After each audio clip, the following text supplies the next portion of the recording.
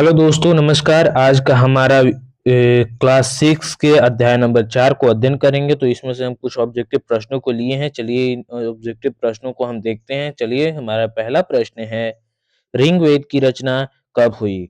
तो ऋग्वेद की रचना 3500 साल पहले हुई थी। ये हमारा सही जवाब है। अगले प्रश्न की ओर चलते हैं। चलिए अगले प्रश्न की ओर। तो हमारा अगला प्रश्न है, ऋग्वेद के अनुसार महत्वपूर्ण देवता थे। तो हमारा सही जवाब है ऑप्शन नंबर ए अग्नि, ये भी थे। Option number B Indra, Indra भी थे। ऑप्शन नंबर सी सोम, सोम भी थे। तो हमारा सही जवाब है ऑप्शन नंबर डी, इनमें से सभी, अग्निदेव भी, इंद्र भी और सोम भी। चलिए इसी तरह अगले प्रश्न को देखते हैं। अगला प्रश्न है, सोम क्या था? सोम क्या था? तो हमारा ऑप्शन नंबर ए में दिया है पौधा। सोम क्या था? तो पौधा था। इसी तरह अगले प्रश्न को देखते हैं। हमारा अगला प्रश्न है, निम्नलिखित कथन पर विचार कर सही का चुनाव करें। तो हमारा पहला कथन दिया हुआ है, ऋग्वेद किस भाष अ, अ, सॉरी ऋग्वेद की भाषा वैदिक संस्कृत है, जो आज के संस्कृत भाषा से थोड़ा अलग है। ये कथन सही है। यह कथन सही है। इसी तरह अगले कथन की ओर चलते हैं। तो हमारा अगला कथन है, ऋग्वे सॉरी हमारा अगला कथन है, ऋग्वेद में ये 1000 से अधिक प्रार्थना है, जिसे सूक्त कहा जाता है। तो यह भी हमारा कथन सही है। ये भी कथन हमारा सही है। ये भी कथन हमारा सही है। इसी तरह अगले कथन की ओर चलते हैं। हमारा अगला कथन दिया हुआ है, वैदिक प्रार्थनाओं की रचना ऋषियों ने की थी। आचार्य विद्यार्थियों को अक्षरों, शब्दों और वाक्यों में बांटकर स्वर पाठ द्वारा कंठस्थ करवाते थे। तो ये भी हमारा सही है। ये भी हमारा सही है। इसी तरह अगले कथन को देखते हैं। तो ये हमारा कथन है, कुछ प्रार्थनाओं की रचना महिलाओं ने भी की थी। तो ये भी हमारा सही है। तो देखिए चारों कौन में सही है? तो इसमें केवल एक है, तो ये गलत। इसमें केवल दो है, ये भी गलत है। इसमें केवल दो है, इसमें केवल तीन है, ये भी गलत है। इसमें केवल दो है, ये गलत है। तो हमारा राइट आंसर हो जाएगा डी, कि सभी, इनमें सभी। तो हम अगले प्रश्न की ओर चलते हैं। अगला प्रश्न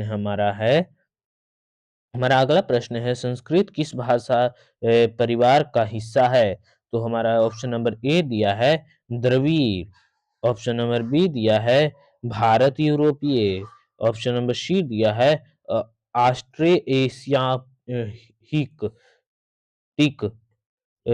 ऑप्शन नंबर डी दिया है कोई नहीं, इनमें से कोई नहीं। तो हमारा सही जवाब है ऑप्शन नंबर बी भारत यूरोपीय। तो इसी तरह अगले प्रश्न की ओर चलते हैं। हमारा अगला प्रश्न दिया हुआ है, तमिल, तेलुगु, कन्नड़ और मलयालम किस भाषा परिवार की भाषाएं हैं?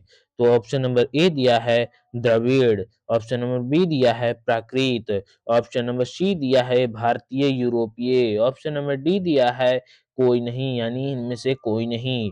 तो हमारा सही जवाब है option number A Dravid. Dravid. इसी तरह अगले प्रश्न की ओर चलते हैं।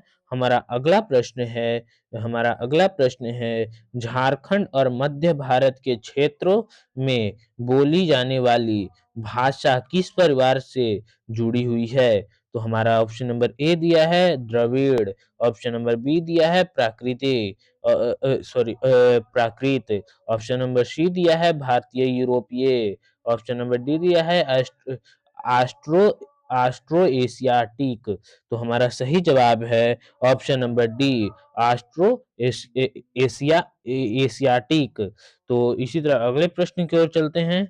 हमारा अगला प्रश्न दिया है, वेदों की संख्या कितनी है? तो option number A 4, option number B 5, option number C 6, option number D 3। तो हमारा सही जवाब है ऑप्शन नंबर ए 4। वेदों की संख्या कितनी है? तो ऑप्शन नंबर ए 4। चलिए इसी तरह अगले प्रश्न की ओर चलते हैं। हमारा अगला प्रश्न है, सबसे पुराना वेद कौन है?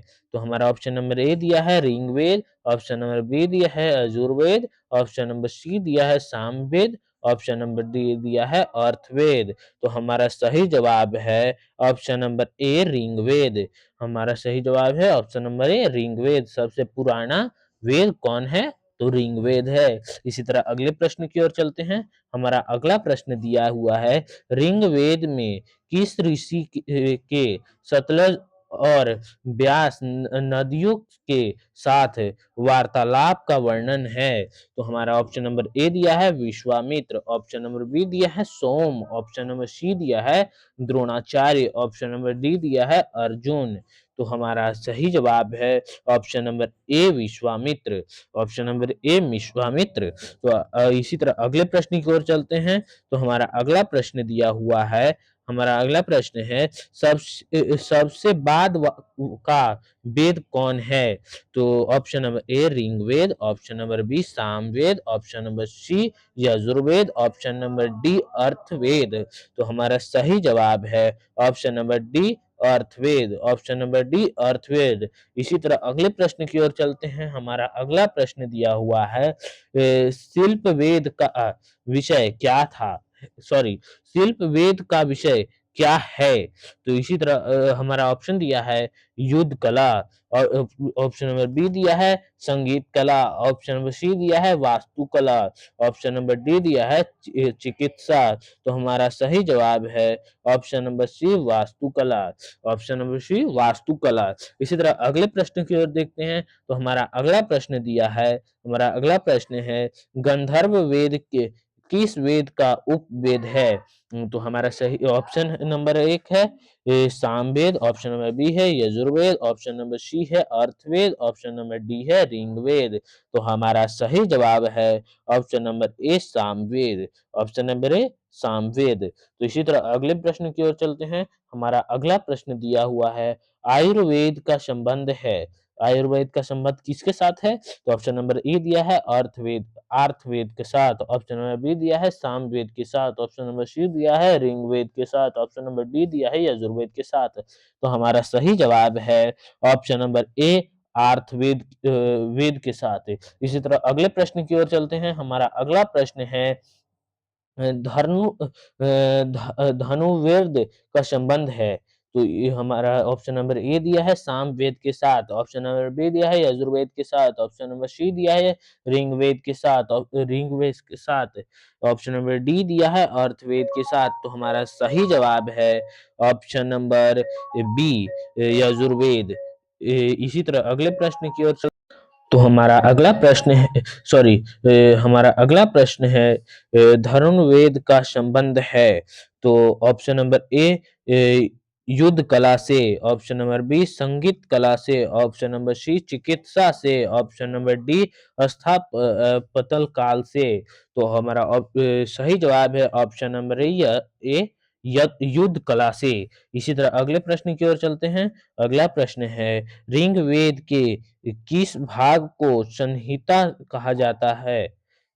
तो ऑप्शन नंबर ए मंत्र भाग को, ऑप्शन नंबर बी कर्म कांड को, ऑप्शन नंबर सी ज्ञान कांड को, ऑप्शन नंबर डी सेवा भाग को। तो हमारा सही जवाब है ऑप्शन नंबर ए मंत्र भाग को। इसी तरह अगले प्रश्न को देखते हैं। हमारा अगला प्रश्न दिया हुआ है कर्म कांड का वर्णन वेद के किस भाग में है? तो हमारा ऑप्शन नंबर ए दिया है ब्राह्मण में, ऑप्शन नंबर बी दिया है वेदांत में, ऑप्शन नंबर सी दिया है आरण्य में, ऑप्शन नंबर डी दिया है संहिता में। तो हमारा सही जवाब है ऑप्शन नंबर ए ब्राह्मण में। तो हमारा अगला प्रश्न है, चलिए अगले प्रश्न की ओर चलते हैं। हमारा अगला प्रश्न है उपनिषदों की संख्या कितना है? तो हमारा ऑप्शन नंबर ए दिया है 18, ऑप्शन नंबर बी दिया है 6, ऑप्शन नंबर सी दिया है 108, ऑप्शन नंबर डी दिया है 4।